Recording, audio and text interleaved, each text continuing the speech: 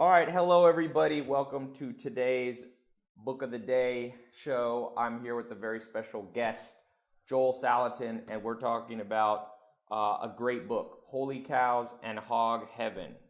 So those of you who don't know, Joel is in large part responsible for a lot of the stuff that you see me doing. When I was 18 or 19 years old out of high school, I went with Joel and did an apprenticeship, which is somewhat like a mentorship. It's like a mentorship with a lot of hard work on a farm. So, how are you, Joel? I'm doing great, Ty. Thanks for giving me the time. Oh, thank you. Well, let's jump into this book. It's called Food Buyer's Guide to Farm-Friendly Food. I want to jump in with this. I just got off the phone a couple hours ago with Richard Dawkins, who wrote the book The Selfish Gene. And you may have heard of him. He's interesting. He was voted the top intellectual in the world in, I think, 2013. And I asked him what he thought of genetically modified food, because he's basically a biologist who studies genes and DNA. And he said, I think it's dangerous, probably. Well, let me not put words in his mouth. He said it could be dangerous. We don't know much about it. Why don't we just jump in on that? One of the reasons people want to buy food from farmers is because they're worried about all the GMO and all this stuff. What are your thoughts? Well, absolutely. In fact, every day we're seeing more and more failures, I should say, in the mechanically paradigmed food system as opposed to biologically paradigmed, and that mechanical idea is manifesting itself. I mean, we have a whole new lexicon today of words that anybody who's older than 40 doesn't ever remember hearing in grade school. We never heard the words, Campylobacter, Listeria, E. coli, Salmonella, let alone, bovine spongiform encephalopathy and gluten intolerance, food allergies. If you wanted to get together with friends, you just brought food. You didn't have all these other issues to deal with. And so I think there's a deep down intuitive understanding that things are awry, things are not quite right, but many people really don't know where to go. They don't know where to go from that kind of gut feeling that, maybe no pun intended, gut feeling, that there's something a little bit wrong. Where do I go from here? And so I wrote this little book basically for seekers who are trying to figure out, okay, something's not quite right. What is it, and where do I go from here? So you lay out in the book, the difference between food that you would want to eat. Obviously, you have a farm, Polyface Farm, very famous farm. But if you were not a farmer, the things you would look for, you put in here, are things like open. Like, is the farm hiding something? Can you just go drive on the farm? Or if you're at a farmer's market and you're talking to a farmer, will they just freely answer questions? As opposed to, a lot of people don't know, big factory farms, you almost have to have a hazmat suit to get in. Yeah, in fact, the nicest sign I ever saw at a farm was in Australia. I drove up to this place. It looked like a no trespassing sign. I have one now here, and it says, trespassers will be impressed. I love it. And I like that. So what you're looking for is a very transparent, open farm. We have a very open door policy. I've heard some people say that if you go to farmer's market and you buy something from a farmer for 3 times, and by the end of the 3rd time, if the farmer has not invited you out to the farm, that might be a red flag to you. You want that, embrace, that open door, that a kind of a hugs mentality. Right. Interesting. So, because a lot of times farmer market, what's happening, I think, somewhat is it's not actually always the farmer, it's somebody buying the farmer, and it's a little bit like the game telephone. The further away you get from the source, the more potential there is for being misled. Sure. Sure. We in the food system we call that the chain of custody. The longer that chain of custody, the more the more opportunities there are for a shyster or just a mistake. A mistake to take hold. How open do you think is the organic movement? Because you've talked a lot about going beyond organic, that just a label that says there's no pesticides may not be enough. So what's more open than just a label? Well, I mean, the organic movement as it's developed now is actually not very open. It's largely been kind of co-opted by the big corporate interests, and it takes outfits suing the USDA a couple of times a year to try to create a little bit of semblance of accountability there at the U.S. Dove. So I call it the U.S. Dove. So I like to I like to say we are customer certified. In other words, we are actually encouraging and incentivizing and making it easy for folks to come and visit the farm. And we find that actually adds a lot more accountability, because if we're open 24/7, 365 to scrutiny from anyone in the world to see anything, anytime, unannounced, that keeps us on our toes as to how we're doing things. And because all of us need a little bit of accountability in our lives, and that's a good way to get it.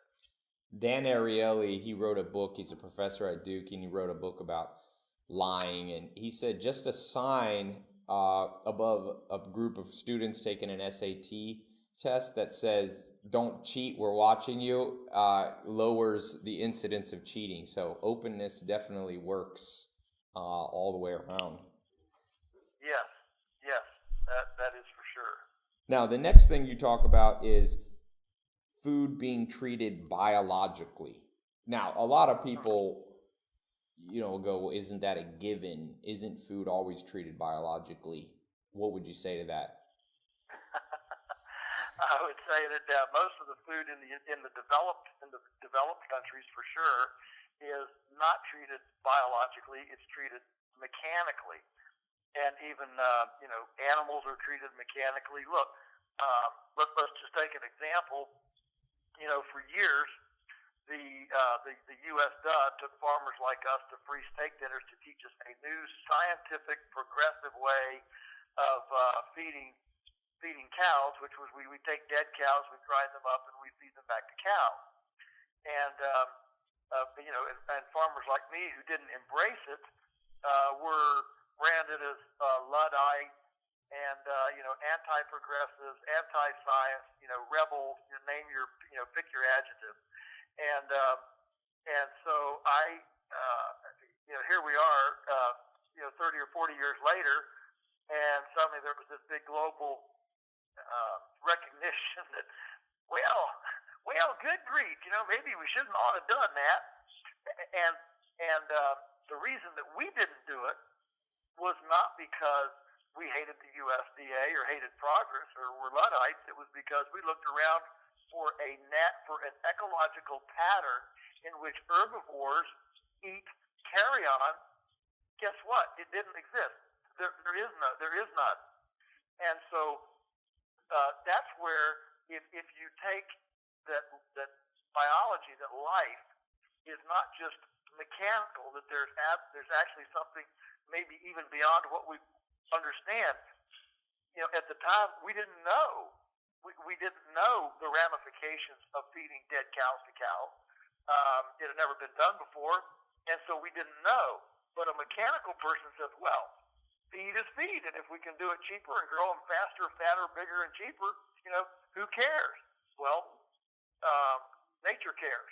And there's a lot about it that we don't understand. And so when we take a biological view, we back up and say, wow, this isn't just inanimate piles of protoplasm to be manipulated however cleverly hubris can imagine to manipulate it. It's actually life, a life that responds, that moves, that acts. It's not just a bearing in a car. And that is a very fundamental worldview difference between the industrial food system and the more, ecological food system. Yeah, you can't just take Henry Ford's factory system. It works great building cars and tractors, but not as good when it comes to figuring out how animals should be raised and the food we should eat. One question, I did a post on a book called Eat the Yolks. It's kind of a paleo book, and it talks about fat and how we should eat the yolk of the egg, not just egg whites. And I got a lot of response, and one of them was from some of the response, a lot of positive. Some were from people who talk about the China study, which says being more vegetarian is healthy. Others were from people saying, no, fat is fat, cholesterol is cholesterol, it's bad for you. And I was bringing up when I was there on the farm with you, how when we sent eggs, I wrote them back, the comment that I replied to their comment, I said, how much the eggs that you tested, how much alfalfa did they eat? How much clover did they eat? How many grasshoppers and insects did they eat versus the other eggs that you tested in a factory? And people don't even understand what I'm talking about, but can you speak to this, all eggs are not the same. So all these studies become very random because you never know what the control actually was. Yes. Well, that is so well put, and we see it in everything from the China study to, the China study's been largely debunked. I mean, it was even in the scientific community, it's an extremely unscientific thing. So it's been pretty much debunked. But if you go on to the long shadow report that the UN did about how terrible cows are, and of course the whole idea that that animals take way too many resources. What Jeremy Rifkin's stuff about it takes 20,000 gallons of water to make a pound of beef. I mean, all these things. These are all, you're exactly right, they're all assuming a certain production model, which is, and the current production model which prevails on the earth, the current production model is one that is extremely anti-natural pattern. So the actual type, the data points that drive these studies and the statistics, are coming from a certain orthodoxy, and that orthodoxy then drives all of the findings. And if you change the initial data point, then of course you have a whole different thing. So, for example, I can just give you one example. We had our eggs checked for 12 nutrients through a Mother Earth News magazine study that used 12 pastured poultry farmers in the U.S. And let's just take folic acid. The standard amount of folic acid, which is very important for pregnant women, is an essential fatty acid. Folic acid, the average egg in American, the regular factory egg, has about 48 micrograms per egg, and our eggs tested out 1,038 micrograms per egg. The same thing is true with vitamin A, riboflavin. I mean, you can go down the line. And the nutrient quality, the nutrient ratios and volumes and qualities are completely different. You don't even think, I mean, it's like the difference between, Mercury and Pluto. These are not little 5% deviations. Grass-finished beef, 300% more riboflavin. Well, what's important about riboflavin? Well, it's the ones that makes your nerves function real well and calms you down. Why is everybody going bonkers? Well, we're not getting any riboflavin because we're treating our beef animals like they're some sort of a machine. Just fuel them up with whatever you can find and make them pump up and grow fast, and we're good. And so, Sir Albert Howard said, he's the kind of father of modern aerobic composting. He said in 1943 in an agricultural testament, he said, when you begin feeding your soils with artificial manures, that's what he called chemical fertilizers, they grow artificial plants, which grow artificial animals, which feed artificial people, who are then only able to stay alive by the use of artificial. Which, of course, in 1943, he couldn't have foreseen the growth of the pharmaceutical industry. But if that isn't an artificial, propped up with artificial, I don't know what is. It was a very prescient look into the future. Yeah. And I think that when you look at trends, like I read a trend that in the next, I think, 20 years, we'll reach a point in the U.S. where 50% of kids will either be diabetic or pre-diabetic. And already, between the age of 2 and 5, not even 5-year-old kids, about 8% of American children that age are either fat or obese. Yes. Yeah. Well, the U.S. loves to lead the world in certain things, but there's some things we lead the world in that aren't very good. Like one of them is we now lead the world in chronic non-infectious morbidity diseases. That's not a good place to be number one in the world. And so and these are the trend lines that we're seeing. Like, for the first time, we're hearing that the next generation probably won't live as long as the previous one. There are numerous trend lines that are quite unsettling to anybody who's watching these trend lines. Morbidity trend lines, pathogen toxicity, childhood diseases from leukemia to obesity to diabetes. All of these trend lines are just, they're hockey stick trend lines. And anyone who studies statistics knows that hockey stick trend lines are the ones you got to be that they don't go on forever. Things implode, things fall apart when you have a hockey stick trend line. So if let's say you were in an alternate environment, you didn't live on a farm, for whatever reason, you lived in a city, a small city or a large city, and you had a family, what are 3 things you would do right away based on the things you talk about in this book, Holy Cows in Hog Heaven, Joel, that you think would bring, if you had been living a conventional life, eating conventional food, 3 changes. Yeah, what are 3 changes? Yeah, that you would do immediately, knowing what you know as a leader in the food thought movement, maybe we call it. Sure. Well, the first thing I would do is probably put my foot through the television. just give myself some time. But in reality, the first thing would be to look down and take our recreational entertainment budget for the year and say, okay, whatever time and money we were budgeting for just fluffy entertainment, we're going to take that amount of time and money and we're going to devote it going on a treasure hunt of integrity food in our community. Fortunately now that may mean a trip to farmers market. It may mean join a CSA. It may mean taking the family out to some local farms. It may mean joining the California Ecological Food and Farming Association, whatever. But the point is there is a tribe. There is a complete, comprehensive tribe that's out here. It doesn't make the front page of the New York Times every day, but it is a growing,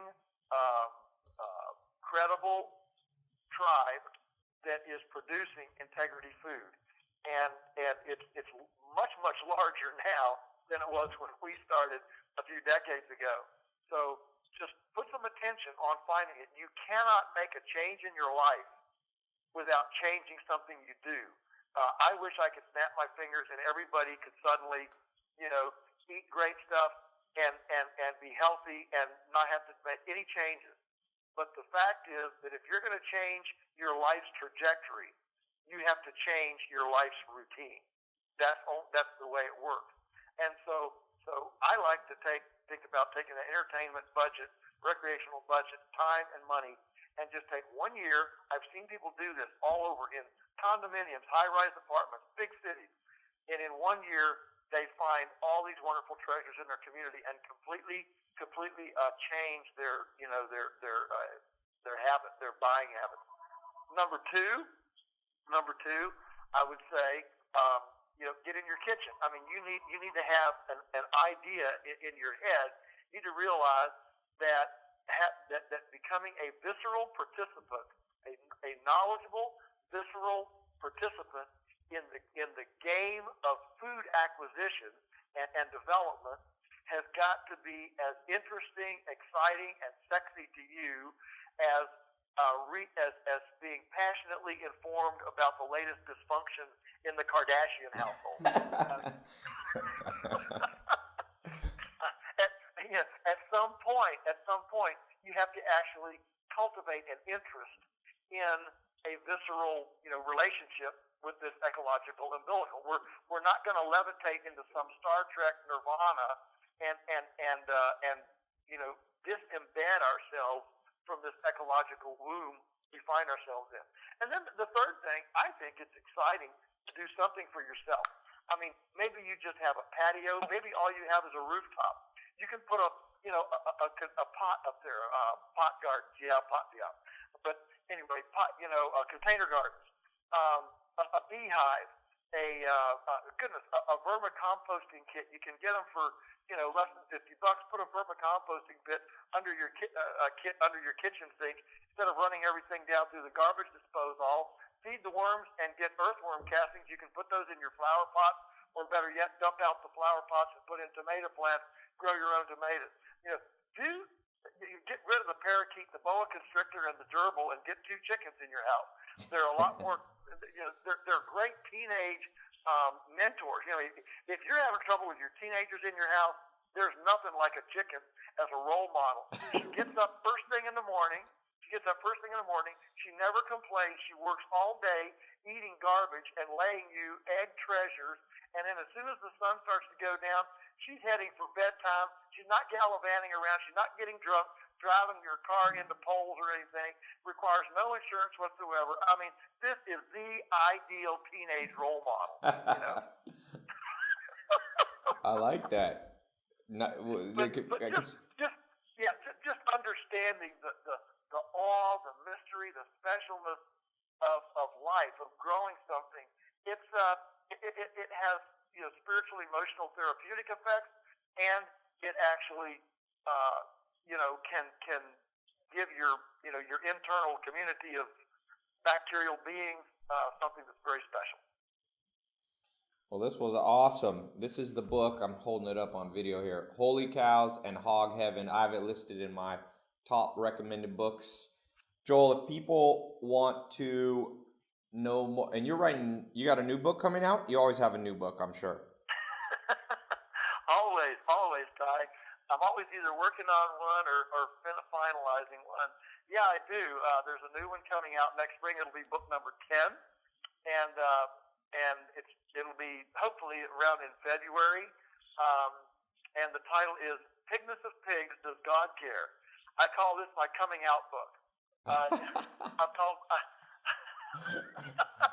called myself the Christian libertarian environmentalist capitalist lunatic, and I think that the conservative Christian right has really done itself a great disservice for many decades by poo-pooing and kind of just making fun of the of creation care of the environmentalists. And yeah, there's plenty to make fun of some of the radical environmentalist fringes, absolutely. But to just paint with a broad brush that if you hug a tree, you're some kind of a pagan anti-God barbarian is not only foolish, it does a lot of injustice to the kind of creation stewardship that the conservative religious right ought to be embracing and evangelizing for. And so this book, I'm hoping, will speak to that creation care in a very visceral, very practical way. The question is, well, what does a farm and a food system that exhibits, for example, forgiveness look like? Does it look like a Tyson farm, or does it look like a pastured livestock farm? These great big kind of spiritual principles. What do they actually look like on the land? And Ty, I know that your time among the Amish, and this is one of the things that the Amish make a big point of, is that it's not just spiritual thoughts are not just, academic focus group stuff. They actually are supposed to manifest themselves, in the way you actually live your life and the decisions that you make. And so this is a kind of a wake up call and encouragement challenge, if you will. And it's funny, the people that seem more excited about it than the conservative religious right are the environmentalist radical liberals who are saying, "Man, I'm gonna get that for my Christian friends." There's gonna be a lot of handing out this book from group to group. Well, awesome. Well, people can check out, what's the website? Is it Polyface Farms? Yes, Polyface Farms. Polyfacefarms.com. We have a good website, and you can get things there or see more information. Of course, you can always get books through Amazon or your local bookstore or whatever. Awesome. Well, Joel, thanks so much for being on the show. Holy Cows and Hog Heaven with Joel Salatin. Talk to you guys soon.